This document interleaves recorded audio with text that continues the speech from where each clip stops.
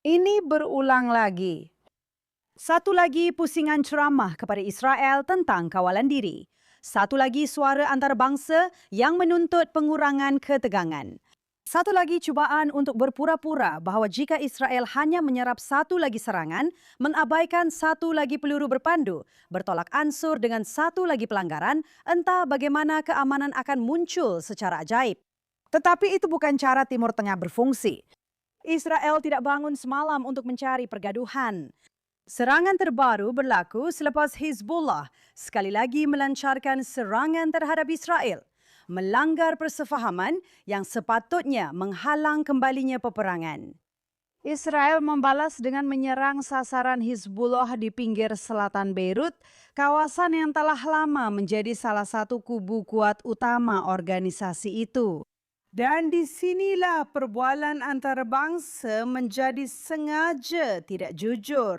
Dunia terus bercakap tentang Hizbullah dan Iran, seolah-olah mereka adalah pihak yang berasingan. Mereka sebenarnya tidak. Hizbullah bukan sekadar gerakan politik Lubnan yang kadang-kadang menerima sokongan Iran. Ia adalah projek ketenteraan luar negara Iran yang paling berjaya. Ia dicipta, dipersenjatai, dibiayai, dilatih, dan disokong oleh Teheran. Senjata, doktrin, kepimpinan, dan tujuan strategiknya tidak dapat dipisahkan daripada cita-cita serantau rejim Iran.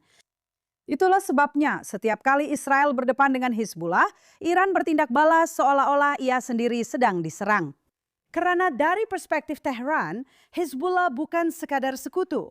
Ia adalah lanjutan kuasa Iran di sempadan utara Israel, sebuah pangkalan operasi hadapan yang direka untuk mengancam Israel dan memperluaskan pengaruh Iran di seluruh rantau ini. Dan mari kita ingat apa yang sebenarnya telah dilakukan oleh Hizbullah. Sejak 8 Oktober 2023, Hizbullah telah melancarkan lebih daripada 17,000 roket peluru berpandu dan drone ke arah Israel. Seluruh komuniti di utara Israel telah dikosongkan. Puluhan ribu orang awam telah dipindahkan dari rumah mereka. Keluarga-keluarga menghabiskan berbulan-bulan berpindah antara tempat pelindungan bom dan penginapan sementara. Sekolah-sekolah ditutup. Perniagaan runtuh. Kanak-kanak membesar dengan bunyi siren yang tidak henti-henti. Ia bukan serangan terhadap kedudukan tentera yang terpencil. Ia adalah serangan yang ditujukan kepada komuniti awam, bandar, kota dan keluarga yang satu-satunya kesalahan mereka ialah tinggal di utara Israel. Namun entah bagaimana, dunia telah menjadi terbiasa dengan realiti ini. Beribu-ribu roket dilancarkan ke atas orang awam Israel dan harapannya ialah Israel sepatutnya hanya menahan serangan itu, menahan diri dan menunggu diplomasi membuahkan hasil. Tetapi perang yang belum selesai tidak akan kekal begitu sahaja. Selama 20 tahun, masyarakat antarabangsa memberitahu Israel supaya menerima pengumpulan kekuatan ketenteraan Hizbullah, bertolak ansur dengan roket, bertolak ansur dengan terowong, bertolak ansur dengan tentera Iran yang pada hakikatnya berada di sempadan utara kami. Setiap gencatan senjata dipersembahkan sebagai satu penyelesaian. Setiap inisiatif diplomatik dipuji sebagai satu kejayaan besar. Dan setiap kali, Hizbullah menggunakan ruang yang ada untuk mempersenjatai semula, berkumpul semula, dan bersedia untuk pusingan seterusnya. Itulah pengajaran 2 dekad kebelakangan ini. Pencegahan hanya berkesan apabila pelanggaran mempunyai akibat. Sebuah negara berdaulat tidak boleh membiarkan milisya yang disokong Iran melepaskan ribuan roket ke atas rakyatnya tanpa bertindak balas.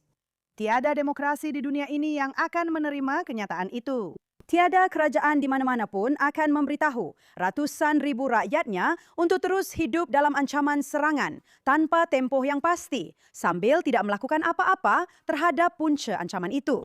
Dan selepas 7 Oktober, Israel belajar satu pelajaran yang menyakitkan. Apabila musuh secara terbuka menyatakan niat mereka adalah berbahaya untuk menganggap mereka hanya menggertak. Tragedinya ialah semua ini sebenarnya tidak perlu berlaku. Lubnan berhak mendapat masa depan tanpa penguasaan Hizbullah. Rakyat Israel berhak untuk hidup tanpa peluru berpandu yang dihalakkan ke rumah mereka. Rantau ini berhak mendapat peluang untuk kestabilan dan kemakmuran. Tetapi kestabilan tidak boleh dibina atas anggapan palsu bahawa Hizbullah adalah pihak yang bebas. Atau bahawa Iran boleh membiayai, mempersenjatai, mengarahkan dan meraihkan tindakan tentera proksi sambil mengelak daripada bertanggungjawab atas akibatnya. Pilihan hari ini bukanlah antara perang dan keamanan. Pilihan yang ada ialah sama ada kita berdepan dengan ancaman yang telah melancarkan lebih daripada 17,000 roket, peluru berpandu dan drone ke atas penduduk Israel atau membiarkan ancaman itu menjadi lebih kuat pada masa akan datang. Dan itulah sebabnya, sama ada dunia suka atau tidak, Israel percaya mereka mesti menyelesaikan tugas ini. Tujuannya bukanlah untuk berperang tanpa penghujung.